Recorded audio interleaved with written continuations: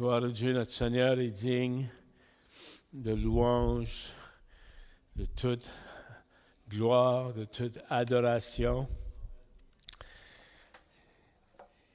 Et c'est un privilège de pouvoir partager ce matin sa parole. Ce n'est pas quelque chose que je prends pour acquis, de se tenir devant vous pour partager de cette bonne parole de Dieu. Dans l'Évangile de Jean, chapitre 6, une histoire dans laquelle vous êtes très familier avec. Ah, merci. Que Dieu vous bénisse.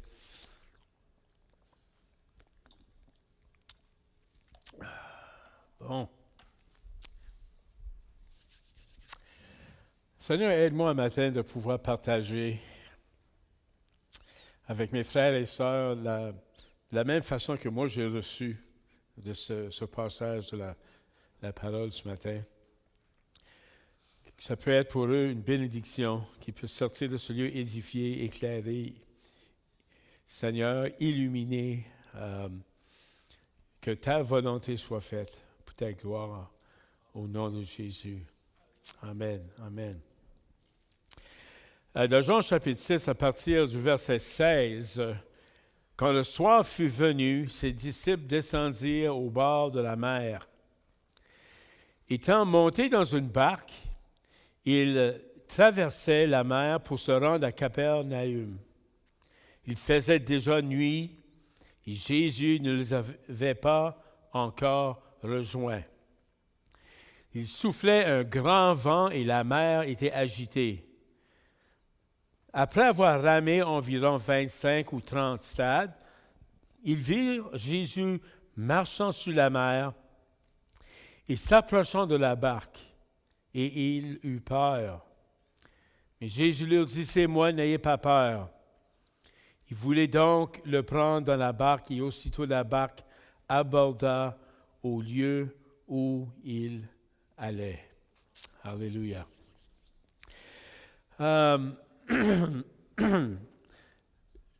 Je voudrais partager avec vous ce matin une différente façon de voir les moments difficiles de notre vie. Vous savez, souvent, nous vivons des instances qui sont complexes. On se pose des questions, on trouve ça dur. Et c'est normal qu'on se pose des questions. Moi, à la maison, pour donner un exemple, mon épouse, ça fait quasiment 12-13 ans qu'elle souffre de douleurs chroniques. C'est-à-dire, elle a des douleurs dans la tête, que sa tête sent comme si c'est dans un étau. Et ça, c'est pas mal 7 jours sur 24, avec des nausées. Elle a très, très peu de répit. Et elle est souffrante, évidemment. Elle a fallu cesser de travailler de toute cette période-là. Et parfois, on se pose des questions. Pourquoi le Seigneur permet-il cela? Que devons-nous faire? La vie est comme des gens dans une barque sur la mer. Je ne sais pas si vous avez jamais été en mer dans un petit bateau et que soudainement, il y a une tempête inattendue qui se soulève, le vent se met à souffler, les vagues poussent l'embarcation d'un bord à l'autre, le ciel est couvert de nuées gris foncé, presque noires, et vous vous sentez impuissant. Je me rappelle, quand j'étais tout petit, mon père il avait un petit bateau, et à l'occasion, on sortait ici dans la baie des Chaleurs pour aller à la pêche. Et on allait assez loin jusqu'à la dernière bouée. Et un jour, il y avait mon père et moi et ma mère. À notre retour, soudainement, le ciel est devenu noir. Et le vent se mit à souffler. Et le bateau pouvait à peine avancer. Je n'ai jamais oublié cela. Et ce n'est pas une expérience que je voudrais revivre, surtout lorsqu'on n'a aucune habilité marine. J'ai vécu ça au moins 3 fois dans ma vie. Et c'est effrayant. Et ce que nous avons devant nous ce matin dans ce texte dans l'Évangile de Jean est une histoire semblable. L'histoire nous raconte comment Jean et les disciples sont descendus à la mer de Galilée afin d'y retourner à Capernaum. Ils venaient tout juste de nourrir 5000 personnes. Ils ont vu un miracle et Jésus leur demande de traverser la mer. Maintenant, dans les anciens écrits juifs, l'image de la mer est souvent utilisée pour dépeindre quelque chose de négatif, surtout dans la poésie juive. La mer, elle dépeint quelque chose comme étant sinistre, chaotique, destructive. Et une des raisons est par rapport à la littorale palestinienne qui était très rocheuse, faisant très peu de pêche dans ce secteur-là en particulier où se trouvaient Jésus et les apôtres. Vous voyez, c'était un lac intérieur et sujet à de tempêtes violentes. Elle est située à plus de 600 pieds plus bas du niveau de la mer et était située dans ce qu'on appelle une soufflerie, en anglais « a wind tunnel ». Il y avait un vent constant qui causait que les vents soufflaient au-dessus de la Méditerranée et au travers des montagnes, remuant les eaux du lac et sans préavis. Et les tempêtes sont comme cela. Et on annonce une pour aujourd'hui, je l'attends. Même au point, à cause de cela, le métier de la pêche était sous-développé dans cette région particulière, car les eaux étaient trop instables.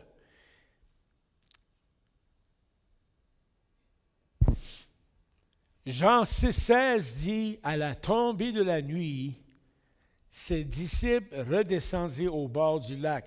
Matthieu écrit de la même histoire, mais de ce point de vue. Dans Matthieu 14, 22, aussitôt Jésus pressa ses disciples de remonter dans le bateau pour qu'il le précède de l'autre côté du lac pendant qu'il renverrait la foule.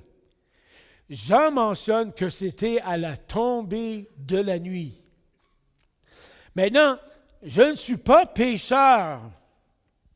Non, pêcheur. Je suis pécheur. OK. Il faut mettre ça au clair, là. Je ne suis pas pécheur, mais la nuit n'est jamais un bon temps pour aller sur la mer. Imaginons, il n'avait pas de lumière de navigation. C'était un endroit peu connu pour les pêcheurs à bord. Et pourtant, c'est Jésus lui-même qui les pressa d'y aller. Pensez-y un instant. Cela m'emmène à mon premier point. Parfois, Jésus nous envoie dans la tempête. Or, ça veut dire que ce n'est pas toutes les tempêtes qui viennent du diable. Oh! Le diable, il est rusé. Il veut qu'on perde notre temps. Ici, qu'il peut enlever nos yeux sur ce que Dieu est en train de faire, le faisant croire que c'est lui. Il essaie de nous emmener dans une place dans laquelle on n'accomplira pas la volonté de Dieu, cherchant à sortir de certaines situations au lieu d'essayer de découvrir Dieu. Quelle est ta volonté dans cette situation? Parfois, notre parcours est prédéterminé à être rempli de troubles pour ses buts, pour sa gloire. Rappelez-vous de l'homme aveugle dans l'Évangile de Jean. Les disciples posaient la question à Jésus. Ils ont dit, « Seigneur, qui a péché, cet homme ou ses parents, pour qu'il soit aveugle? » Et qu'est-ce que Jésus a répondu? Jésus a dit, « C'est pour qu'en lui, tous peuvent voir ce que Dieu est capable de faire. » Or, parfois, ils envoient droit dans la tempête pour nous montrer qu'est-ce qu'il peut accomplir. Et j'aimerais ajouter à cela, parfois, ils nous envoient droit dans la tempête pour montrer qu'est-ce que vous pouvez faire par la foi. Alors le diable est un maître illusionniste, un menteur. Il est le père des mensonges. Il nous fait croire que tout obstacle vient de lui afin de nous faire éviter le plan de Dieu, la volonté de Dieu. Je ne dis pas qu'on ne prie pas pour la délivrance ou la guérison ou quoi que ce soit, mais il vient un moment donné lorsque le ciel semble d'être silencieux, c'est de dire comme Jésus a dit dans le jardin de Gethsémani, « Seigneur, que ta volonté soit faite et non la mienne. » Pierre a voulu que Jésus n'aille pas à la croix. Qu'est-ce que Jésus lui répliqua? « Arrière de moi, Satan. Tu as les pensées des hommes et non celles de Dieu. » Alors, il y a des moments dans lesquels on doit prier que ta volonté soit faite et non la mienne. Et la triste réalité est que parfois, notre délivrance sera le jour qu'on sera avec lui. Il y a des choses dans la vie qu'on ne peut se cacher. Il faut y envisager, y faire face, mais avec foi et confiance. Écoute ce que l'apôtre Jacques dit dans Jacques, chapitre 1. « Mes frères et sœurs, quand vous passez par toutes sortes d'épreuves, considérez-vous comme heureux. » Maintenant, moi, j'ai de la misère d'être heureux quand je suis dans une épreuve. Okay? J'aimerais bien paraître comme un homme spirituel, là, puis être toujours au haut de la montagne. Non, non, non, non.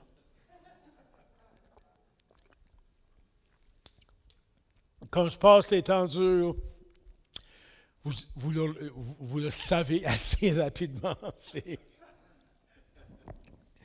suis pas masochiste, là, comme le Noufi qui se frappait sur la tête avec un marteau un jour, puis quelqu'un me demandait « Pourquoi fais-tu cela? » Il dit « Ah, parce que quand j'arrête, ça fait assez de bien. »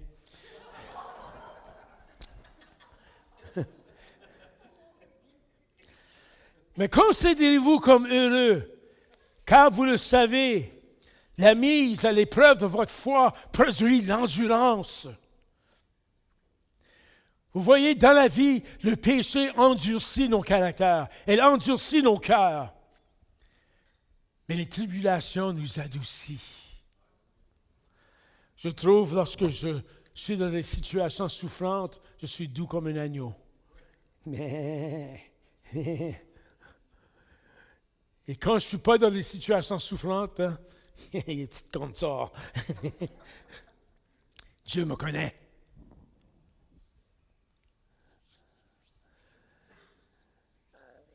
J'avais lu une petite anecdote à un moment donné. Il y avait quelqu'un qui visitait une manufacture de beaux vases. Les vases faits à la main.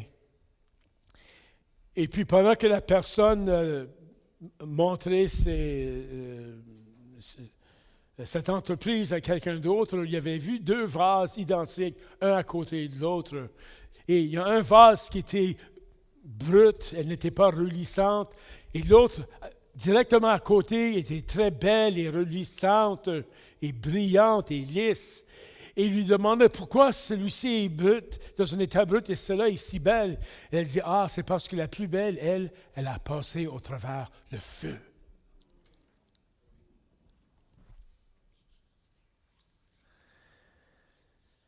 Alors Jacques continue dans ce passage, il dit, mais il faut que votre endurance aille jusqu'au bout de ce qu'elle peut faire pour vous, pour que vous parveniez à l'état d'adulte et soyez pleins de force, des hommes, des femmes auxquels ne manque rien. Vous voulez de la puissance dans votre vie, souffrez comme un bon soldat de Jésus-Christ. Vous savez, souvent on prie, Seigneur, je veux voir ta puissance, ta puissance. On pense toujours en termes de miracles, de guérison, mais souvent Dieu cherche le miracle dans notre vie. La guérison intérieure dans notre vie, que nous sommes des vases reluisantes qui reflètent sa gloire. Et la Bible dit que les disciples étaient environ 5 ou 6 kilomètres de la plage. C'était trop loin à ramer. Quand j'étais adolescent, j'étais toujours dans une sorte d'aventure quelconque et ce n'était pas toujours les meilleures des circonstances. Je me rappelle un jour, moi et deux de mes amis, on avait emprunté une embarcation pneumatique et on va dans le Havre. Pas de veston de sauvetage. Moi, je ne savais pas nager plus qu'il fallait. Et soudainement, à notre retour, il y a une de ces tempêtes qui se soulève, dans laquelle, littéralement, le ciel est devenu noir. Il tombait de la grêle. Et je me rappelle, le gars devant moi, la grêle lui frappait sur la tête, puis ça rebondissait. Moi, en arrière, je riais comme un malade. J'étais trop niaiseux pour réaliser que nous étions en danger. Et nous étions à peine une trentaine de mètres de la rive, et on ramait aussi fort que possible, et l'embarcation allait nulle part.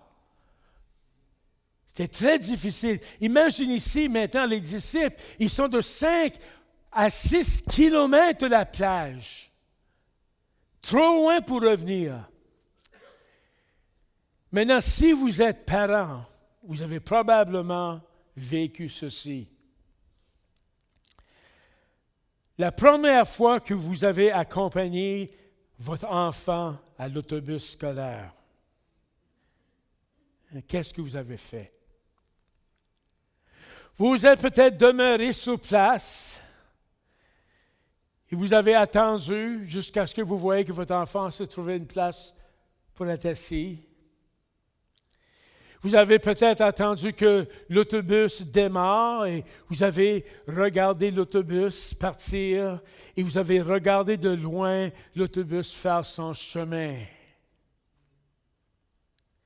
Quand Jésus nous envoie dans la tempête, et nous, on ne le voit pas, soyez rassurés qu'il est juste en arrière de vous. Et il regarde.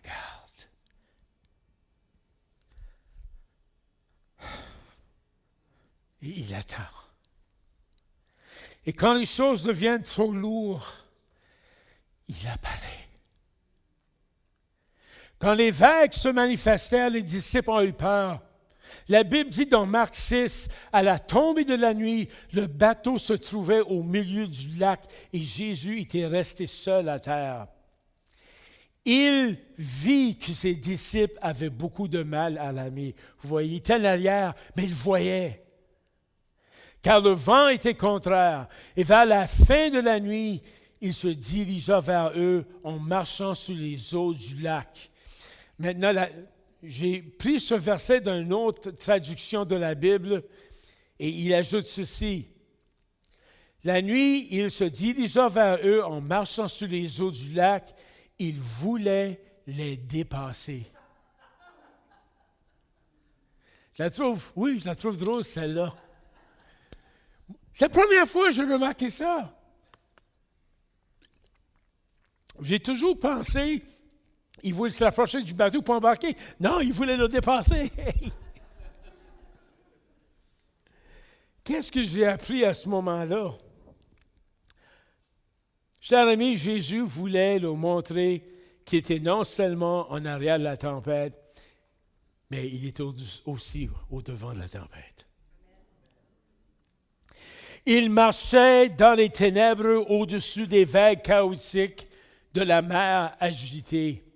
Écoute ce que dit le prophète Isaïe dans Isaïe 52, verset 12.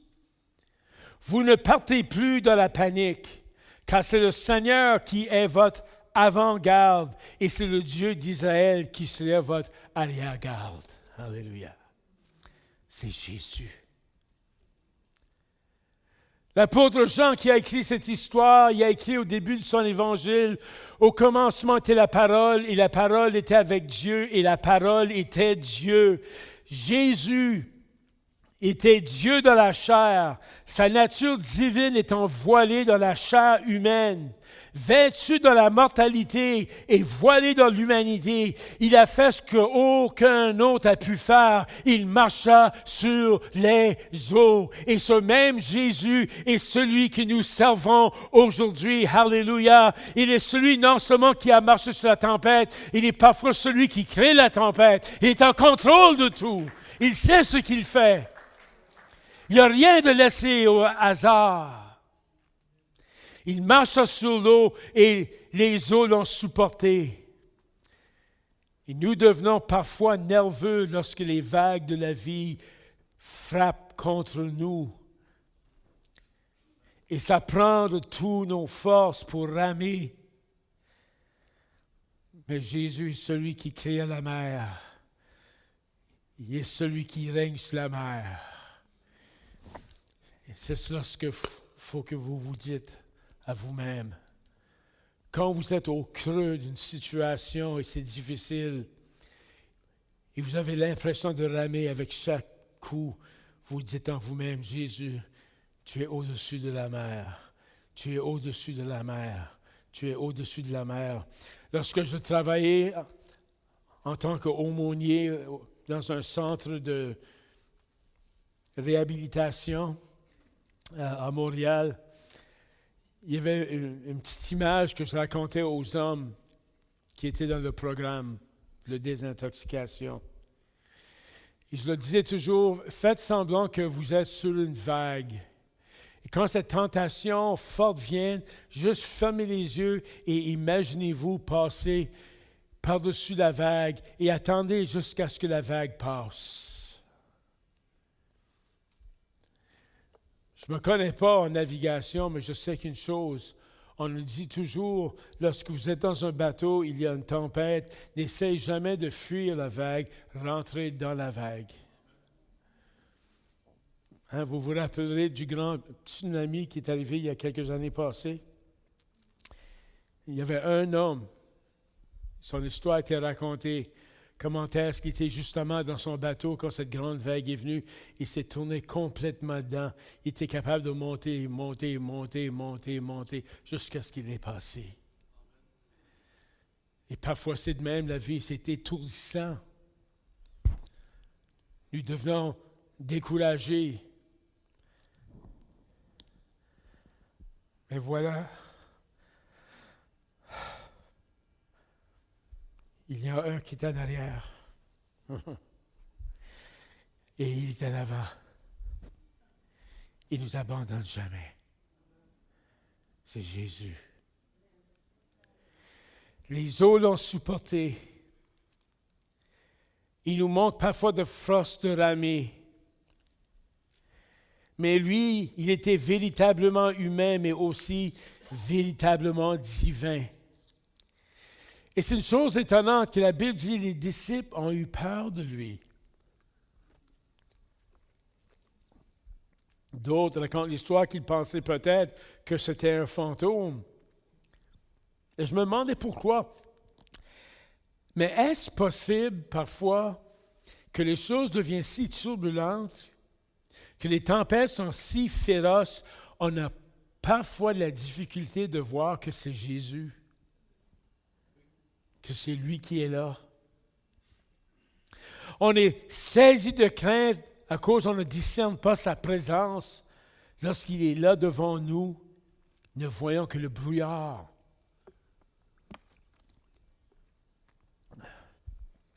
Dans le livre de Jérémie, il faut vous lire un petit texte ici. Vous connaissez l'histoire de Jérémie le prophète. Dieu l'a appelé. Oh Seigneur, je suis trop jeune, Seigneur, je ne suis pas capable. Dieu l'a appelé. Tu vas aller annoncer ma parole. Tu vas prophétiser à Israël, etc. Et Jérémie, de bon cœur, il va avec la pensée, « Dieu est avec moi, je serai un homme victorieux, mais qu'est-ce qui arrive? » Écoutez ce que Jérémie a dit dans Jérémie chapitre 20, à partir du verset 7. Et je vais le paraphraser un peu. Il dit, « Seigneur, tu m'as persuadé, tu m'as appelé, et je me suis laissé persuader. Tu m'as saisi, tu m'as vaincu. » Et c'est comme cela l'appel de Dieu. Il nous a saisis, il nous a vaincus. On a dit, « Oui, Seigneur. » Et elle dit, « Et pourtant, chaque jour, je suis qu'un objet de raillerie. Tout le monde se moque de moi. Car toutes les fois que je parle, il faut que je crie, et que je crie à la violence et à l'oppression. Et la parole de l'Éternel est pour moi un sujet d'opprobre et de risée chaque jour. Alors pour lui, les choses n'allaient pas exactement comme qu'il s'y attendait. Vous savez, parfois, quand Dieu nous appelle, quand Jésus vous a appelé, il ne nous a pas appelé à un chemin qui est facile. Il dit, si quelqu'un veut me suivre, qu'il quoi? Se charge de sa croix. Il a dit, vous serez haïs de toutes les nations. Vos maisons seront divisées. Mère contre père et père contre fils, etc. C'est le conflit continuel. Ce n'est pas toujours à cause du diable. Oui, le diable peut utiliser cela pour nous oppresser davantage, mais là-dedans, il faut trouver quelle est la volonté de Dieu pour nous. On peut laisser ces situations soit nous détruire ou nous construire. Mais j'aime qu'est-ce que le prophète Jérémie dit. Il a dit, la parole de l'Éternel est pour moi un sujet d'opprobre et de risée. Et si je dis, je ne ferai plus mention de lui, je ne parlerai plus en son nom. C'est-à-dire, si j'arrête de parler de sa parole, si j'arrête de faire de sa volonté, il dit, cependant, il y a dans mon cœur comme un feu dévorant. Alléluia. C'était la présence de Dieu. Juste au moment qu'on pense tout abandonner, Dieu intervient par sa présence sainte. J'avais lu à quelque part, à un moment donné, à propos d'un portrait qui était peint en Allemagne. Et le portrait avait le titre de Cloud Land, qui est pays des nuées. Et ce qui est spécial à propos de ce portrait-là, c'est lorsque vous le regardez à une certaine distance, ça ressemble à des nuées ténébreuses. Elle représente le chaos, la destruction. Mais lorsque vous vous approchez de plus en plus de ce portrait, elle commence à prendre forme. Et c'est là que vous réalisez, ce n'est pas un paquet de nuées chaotiques, mais en réalité, c'est des images de chérubins et d'anges. Et lorsque vous regardez votre situation un peu comme Jérémie et vous ne voyez que le chaos, continuez de regarder par la foi. Dieu se révélera au milieu de la tempête. Il est là. Il ne vous abandonne point. Alléluia. Et je me rends compte qu'ici, il y a plusieurs qui sont immigrants. Dieu est là. Il ne vous a pas abandonné. Je ne sais pas qu'est-ce que vous vivez. Il le sait.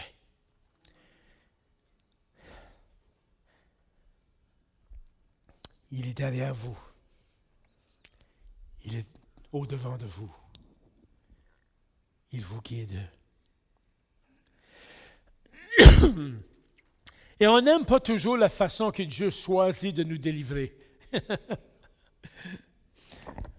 Je ne sais pas comment que vous priez, mais moi, parfois, dans mes prières, je dis à Dieu comment faire. Oh Seigneur, que telle chose arrive, que lorsqu'elle arrive, telle personne va faire ceci, et un autre va dire cela, et que toutes les choses tombent. Tu sais, Dieu sait comment faire. Il n'y a pas besoin de nos instructions. Et parfois, la façon qu'il choisit de faire ne fait pas d'allure. Vous vous rappelez à ce qu'il était dans le désert avec ses disciples, il y avait une grande foule qui les a suivis. Et Jésus a dit, nourrissez les gens. Et il y a un qui a dit, Seigneur, comment pourrons-nous nourrir ces gens? Ici, lorsqu'on est si loin de la ville, il n'y en a pas de ressources. Il ne réalisait pas que Jésus savait comment. Il sait comment vous délivrer et vous emmener au travers. Rappelez-vous les paroles du prophète Ésaïe. Vos pensées ne sont pas mes pensées et vos voix ne sont pas les voix que j'ai prescrites, déclare l'Éternel. Autant le ciel est élevé au-dessus de la terre, autant mes voix vous sont élevées loin au-dessus des vôtres. Dieu voit les choses d'une perspective tout à fait différente que la nôtre. Alors, pendant que les disciples avaient peur, ils sont dans le bateau, soudainement, Jésus embarque dans le bateau. Et c'est à ce moment-là que le miracle arriva. Ils étaient soudainement arrivés à leur destin. Mais même lorsque Jésus est à bord de notre bateau, ça ne veut pas toujours dire qu'il va intervenir instantanément.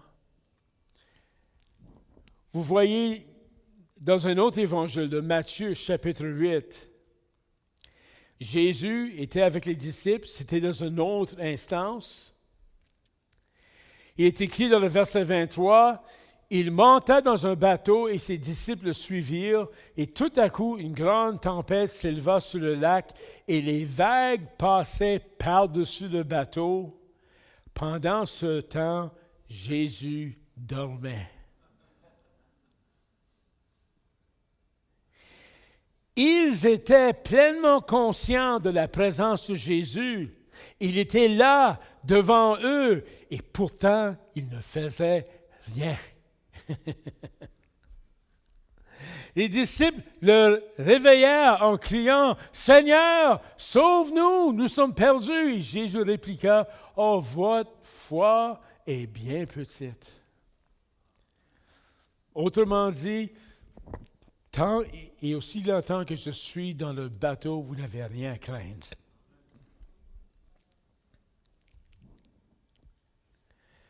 Parfois même avec l'assurance que Jésus est présent,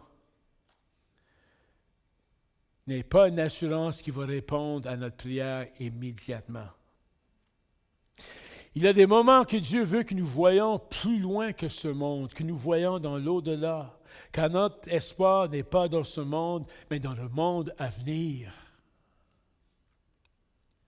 J'avais lu à quelque part que Platon disait, « Est-ce à nous de dire à Dieu comment agir? » Dieu nous connaît mieux qu'on se connaît soi-même.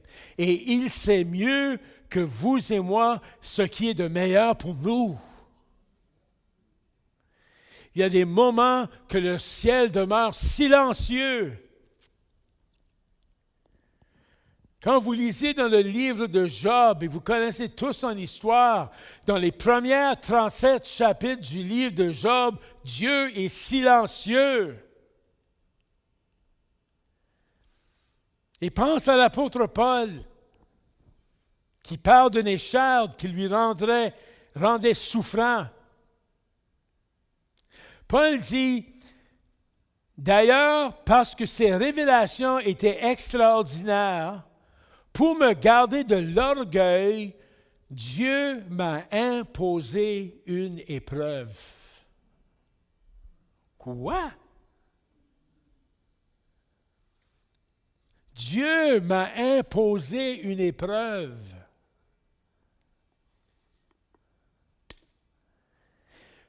Que telle une écharde tourmente mon corps. Il dit, elle me vient de Satan qui a été chargé de me frapper.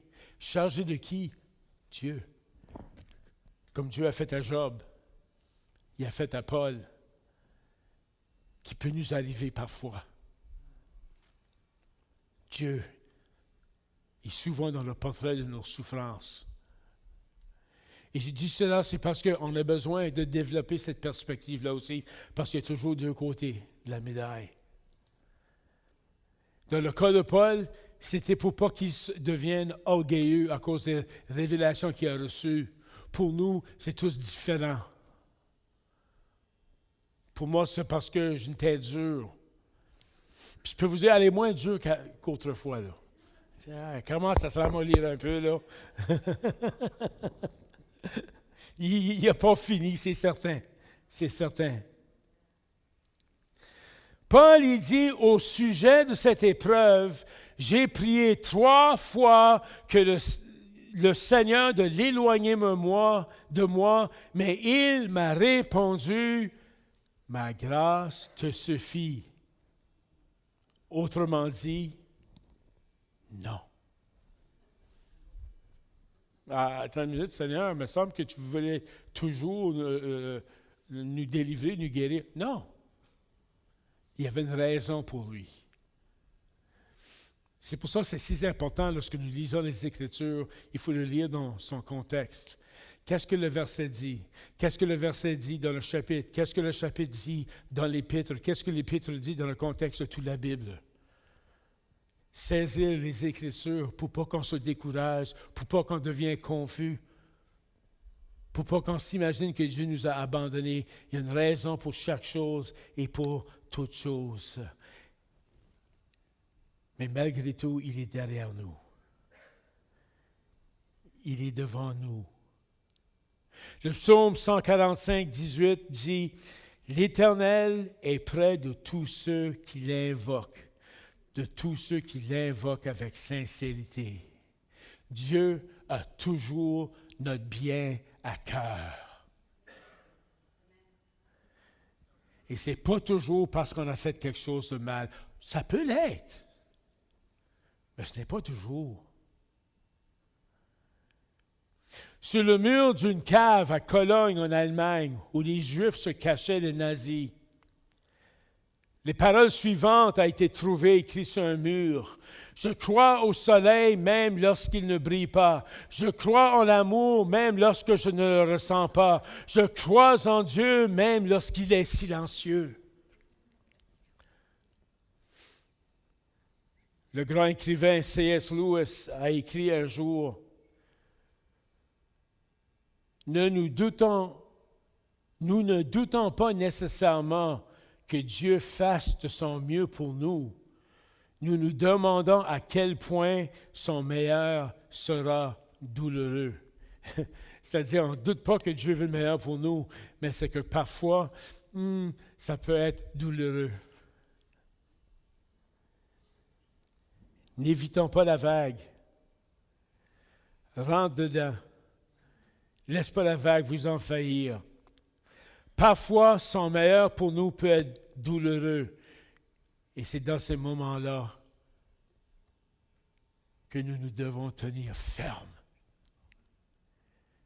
Et dites-vous toujours, « Oh, ça va mal aujourd'hui. » Mais il est en arrière de moi. Wow. Je prends une autre pas, je rame. Et il est devant moi. Il ne m'a pas abandonné. Il ne m'a pas laissé seul dans cette tempête. Et c'est pour cela que je chante qu'il est grand et ses œuvres sont puissantes. Nul autre est comme toi. Nul autre est comme toi. Alléluia, Seigneur. Tu es digne de gloire et tout honneur.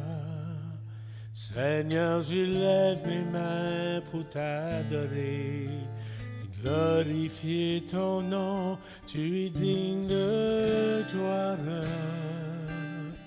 et tout honneur.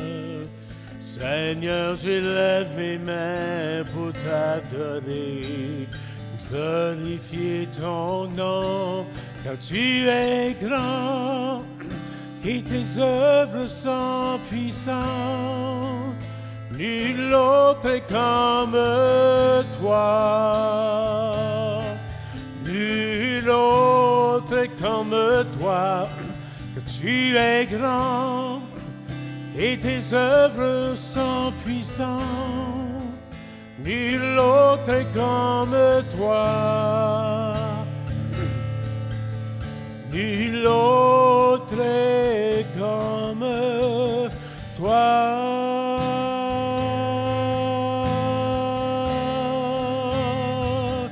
Tu es digne de gloire et tout honneur, et tout honneur. Seigneur, je lève mes mains pour t'adorer. C'est ton nom, tu es digne de gloire. Alléluia. Et tout honneur. Seigneur, je lève mes mains pour t'adorer et glorifier ton nom, car tu es grand et tes œuvres sont puissantes. Nul autre comme toi, nul autre comme toi, car tu es grand et tes œuvres sont puissantes. Nul autre comme toi, Jésus, nul autre comme toi.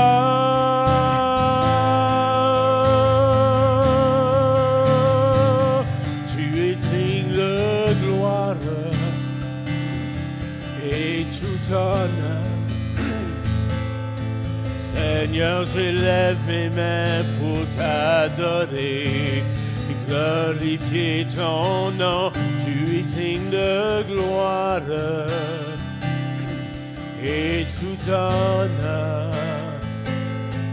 Seigneur, je lève mes mains pour t'adorer et glorifier ton nom, car tu es grand et tes œuvres sont puissantes. Nul autre comme,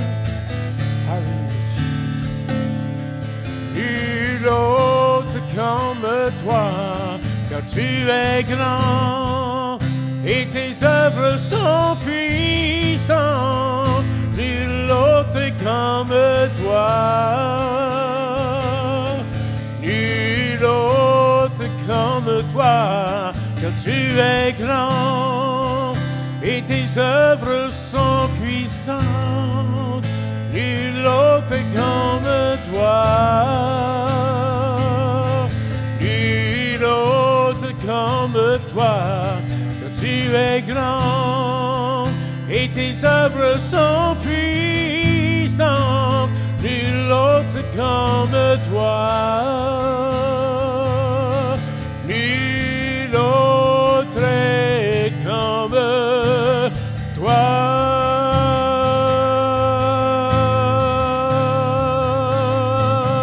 Oh, alléluia, alléluia, Jésus, nul autre comme toi.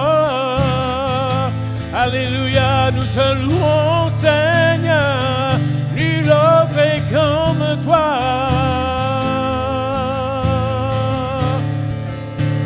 Alléluia, Seigneur. Alléluia, Seigneur. Alléluia. Nul autre comme lui. Alléluia, Seigneur. Alléluia. Nul autre comme lui. Amen.